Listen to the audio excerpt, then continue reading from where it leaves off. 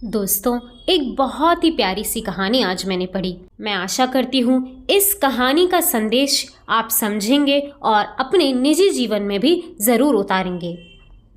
एक बार की बात है, एक रानी अपने राजा को बहुमूल्य मोतियों से बना हार उसके जन्मदिन पर उपहार के तौर पर देती है। कुछ दिनों बाद राजा एक बहुत ही ज़्यादा महत्वपूर्ण कार्य के लिए वही मोतियों का हार पहनकर जा रहा होता है।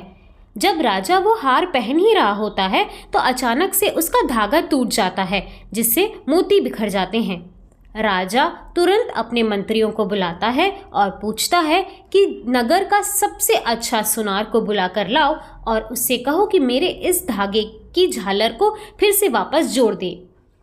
मंत्री जाते हैं और नगर के सबसे अच्छे सुनार को लेकर आते हैं। राजा सुनार से पूछता है कि क्या आप मेरे इस झालर को वापस जोड़ देंगे। इस पर सुनार कहता है, इसमें कोई बड़ी बात नहीं है महाराज, मैं 2 मिनट में आपको एक नई झालर के साथ इस पूरी मोतियों की माला को फिर से बनाकर दे देता हूँ। राजा बोलता है ठीक है। इसके बाद सुनार उस माला को बनाने में लग जाता है और माला को कुछ ही समय में वो बनाकर तैयार कर देता है। इस पर राजा अत्यंत प्रसन्न हो जाता है और उससे पूछता है कि बताओ कितना हुआ तुम्हारा, कि कितने पैसे दे दूं। सुनार कहता है, महाराज रहने दो, छोटा सा तो काम था। उसने मन में सोचा कि मोतियों की माला तो राजा की ही थी, उसने तो सिर्फ मजदूरी की है और राजा से क्या मजदूरी लेना। राजा ने फिर जोर दे के पूछा, नहीं नहीं, बताओ कितना देना है। अब सुनार सोच में पड़ गया कि 2 रुपए मांग लेता हूँ।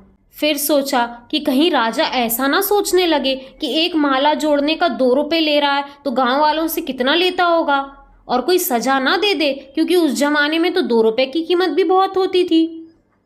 सुनार ने बड़े सोच विचार के राजा से फिर से कहा, महाराज जो आपकी इच्छा हो दे दो।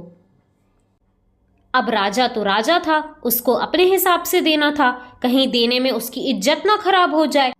तो उसने अपने मंत्री को बुलाया और कहा, इस सुनार को 2 गांव दे दो, यही मेरा हुक्म है।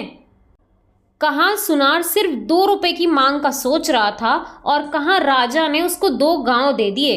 दोस्तों, इस छोटी सी प्यारी सी कहानी से बस हमें यही शिक्षा मिलती है, इसी तरह जब हम प्रभु पे सब कुछ छोड़ देते हैं तो वो अपने हिसाब से अच्छा ही देते हैं, और जब हम खुद मांगते हैं तो मांगने में कमी ही कर देते हैं।